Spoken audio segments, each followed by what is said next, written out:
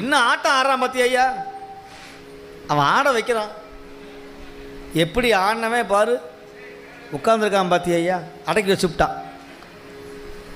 சரி சரி போதும் போதும், மணி 12 மணி ஆக போகுது, புறப்படலாமான்னு இப்படி எந்திரிக்கிறான் பாருங்க. அப்போ சாமி என்ன பண்ணுறாரு, கடப்பரை விட்டு கிளப்புற, எந்திரி முதல்ல எந்திரி.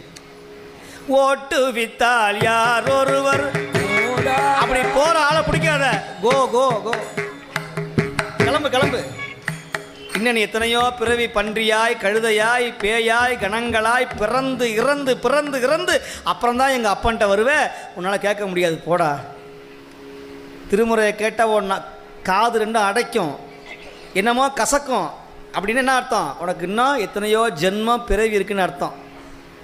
இன்னும் அடுத்தது பாட மாட்டாரா, இன்னொன்று சொல்ல மாட்டாரான்னு யார் மனசில் ஏக்க வருதோ, இதுதான் உங்கள் கடைசி பிறவின்னு எழுதி வச்சுக்கோங்க. கடைசி பிறவி.